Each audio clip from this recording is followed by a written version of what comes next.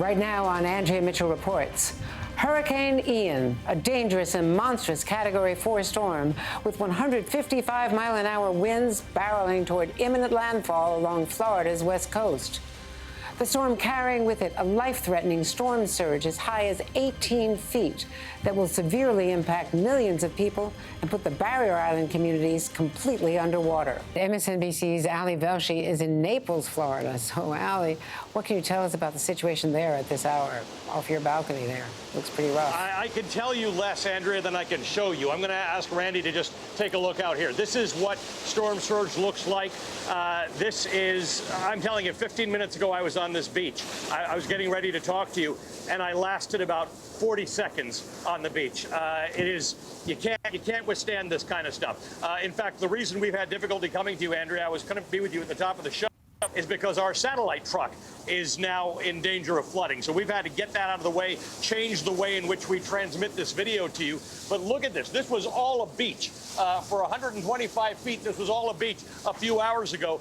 We are now, with the entire property that we're on. In fact, if Randy just looks down here, you can see gates that were parking gates that have been dislodged. There was furniture that was stacked out here. It's all gone. Everything's been wiped out to sea. In fact, the microphone that I was holding in order to talk to you, don't tell our bosses at NBC, it's swimming with the fishes right now. I've got this other microphone as a spare.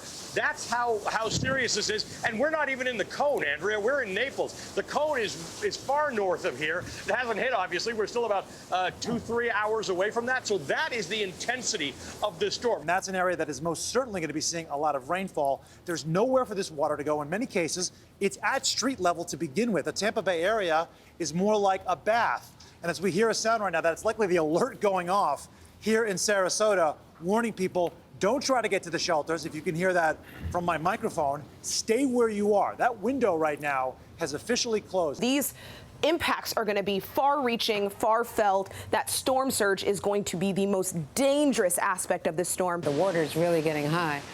Ali, what's going on there? Andrea, I got another mic, as you can see. I'm going to ask Randy to take a look. This is where we were. We were showing you the ocean. We were showing you the Gulf, really, the Gulf of Mexico, and the storm surge coming in. It continues to come in. Now, if Randy just tilts down a little bit, you can see this is our parking lot. This is the parking lot of where we're staying. Look at the water coming in over here. Now, look down there. You can see cars completely submerged. You can see debris flying around. Look over to the left there. There are 3 cars. There's a dark gray car closest to us, then a silver car, and a white car behind it. None of those cars are where they were actually parked. In fact, you can see that silver car in the middle has been completely pushed. That's the situation with all the vehicles. I haven't even gone around to the other side of the building where my vehicle is parked, but I suspect it's the same situation. Look at these properties across here. These are homes and apartments that have car parking underneath. The car parking is now almost completely submerged. There's debris all over the place. It's entirely flooded, and we are probably high tide here is going to be about 8 or 8:30 p.m. So we are hours away from high tide. We're also a few hours away from the worst of the storm being in.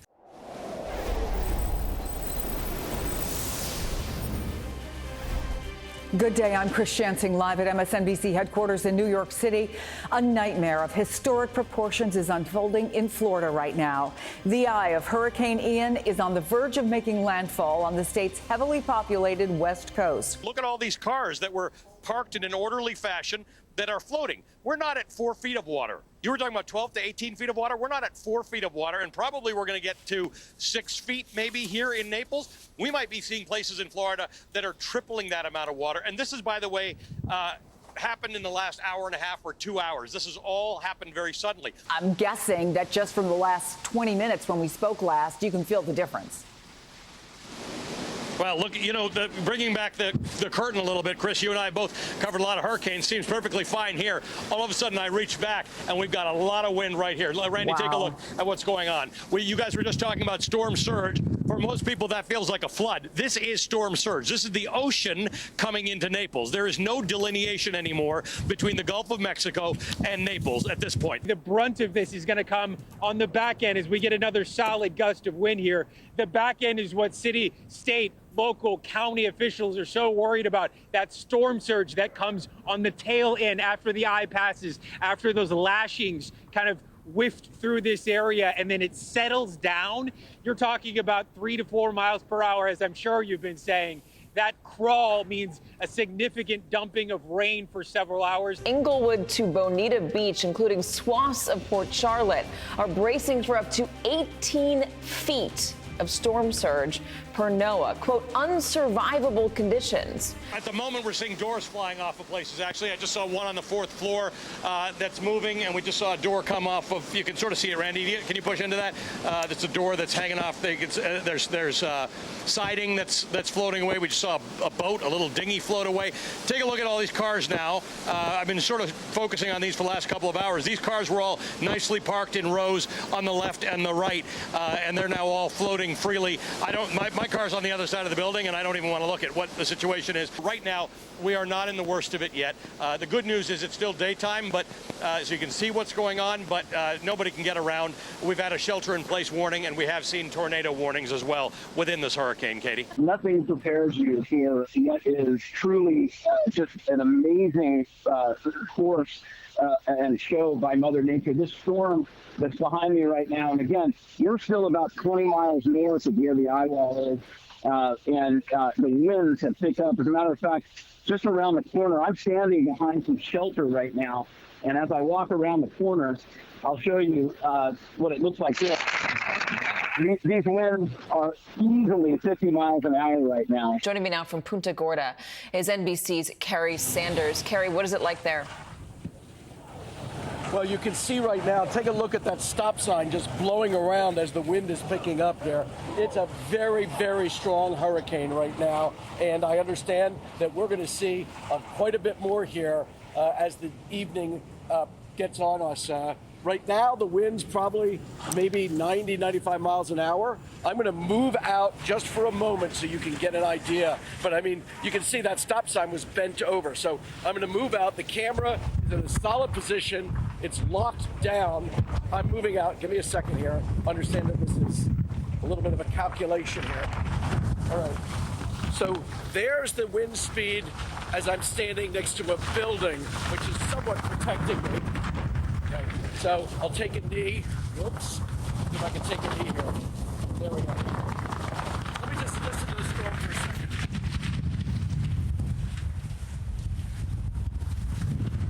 Okay. You guys got it.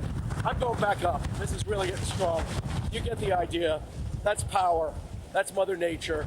And that's what's going to be potentially taking off some roofs, peeling back shingles, knocking down tree limbs, taking out power. It's all of that.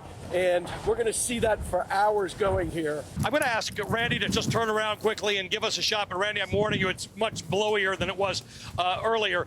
We are now getting very close to high tide here in Naples, and there's a combination of high tide and the heart of the storm.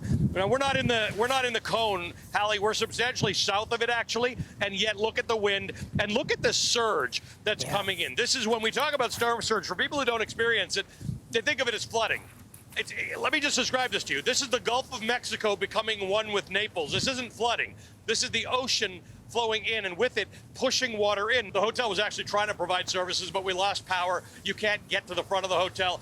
The entire first level of the, is completely flooded. Let me go back to our Ali Velshi, who was on the ground in Naples. And Ali, even from the top of the hour at 3 to now 33 minutes later, we've seen Ian make landfall. We've seen it get worse where you are. Yep. Yeah, and by the way, another measure of how it has gotten worse is the 6 counties around here have now skyrocketed to 582,000 people without power. I've been watching you all day long. Please also tell me how you're staying safe. Thank you. You always ask, and we always appreciate that. And as you said it, we've heard, what did we just lose there, Peter? All right, something has come off the building that we're in. In fact, we're seeing a lot of that. Moments ago, we saw a fridge. You could see overturned vehicles. Now, obviously, local responders can make decisions, but by and large, until the storm passes, they are not going to go into a situation for rescue and put their own folks at risk. We're on the back end now, where the back eye wall is coming through. We've had some of the strongest winds here so far. I'm inside a parking garage area, so we're somewhat protected when the winds are furious. And as the winds are blowing, there are cases at certain points. There are things flying in the wind, like roofing shingles. It's going to be a very long time to get in a battle, to get an assessment of what's happened here, because it's starting to get dark. And when this storm finally passes through and the rain quits around midnight, then we'll wait for the sunlight to really see how bad it is. Well, I just stood over here for a second. You can see it's still here. We've got another one of these outer bands that's hitting us now on the back end, or what they call the dirty end of the storm, because obviously this part hit us. But a couple hours ago, this is the first time in 6 hours that I've come back down to ground level. And it's a few hours ago, I asked my team, we heard something that sounded like structural damage under us, because we've been reporting from upstairs. And look at this.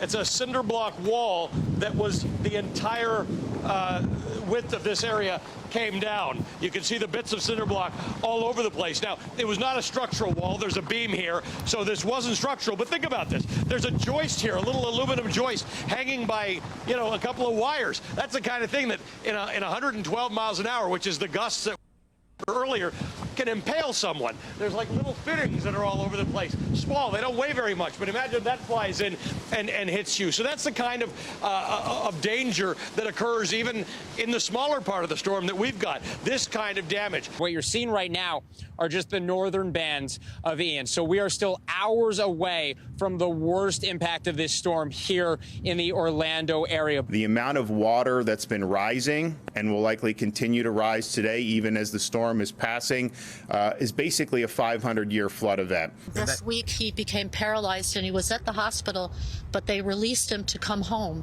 So how did you protect him, and what was that like? It was terrifying. I took some blankets and I put holes in them with the scissors, and I zip tied them to the hospital bed, and then I took a big tarpaulin that had grommets and I zip tied that over it, and then I put pillows in plastic bags and I duct taped them to the top of the sideboard, and then I put pillows between the sideboard and the window because I didn't want him to get cut up to death if the window blew in. And then I put a life jacket on him so that if the water came, he wouldn't drown, he would float. Yesterday I wasn't a very good caregiver. Most of the day I hid as he was scared, and I wasn't there to comfort him. I was hiding. I was a coward. I was under the table hiding. I think everybody can understand you did so much for your husband. But now he's, you know, it's time to be his wife again and go back and do what he needs. 30 past the hour. We are continuing to track Tropical Storm Ian as it moves north through Florida. The storm left catastrophic damage here in southwest Florida. Take a look at some of the images from our WBBH affiliate. A 50 to 65-foot section of the Sanibel Causeway completely gone. It fell into the Gulf of Mexico. A reporter for the Tampa Bay Times described the road leading up to the bridge as, quote, pavement folded up like an accordion, ripped to ribbons. Allie, at this time yesterday, you were showing us cars floating away in the floodwaters. So, yeah, talk to us about how it is today. So we're across the road. So the Gulf of Mexico is over there, and I showed you cars that were flowing sort of inland into where land is. Now this is across the road. It's a very similar roadway to the one that I was at yesterday. It's a parking lot for an apartment complex.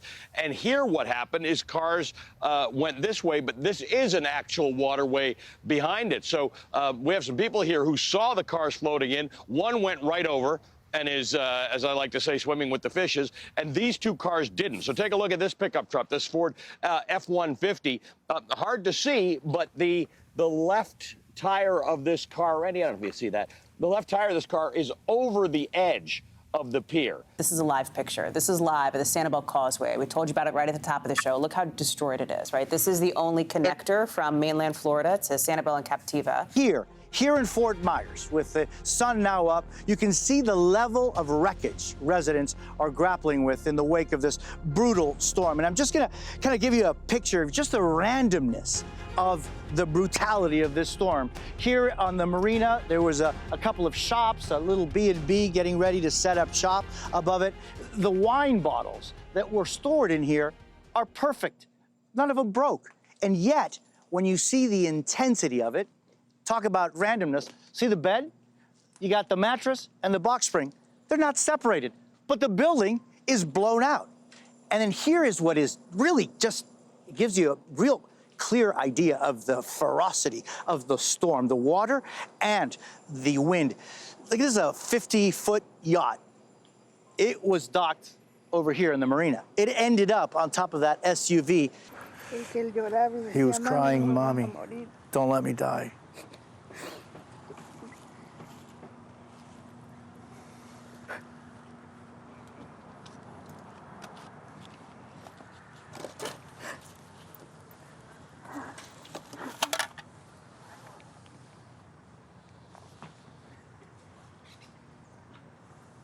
Pero ve que salieron de esa. Dios los protegió.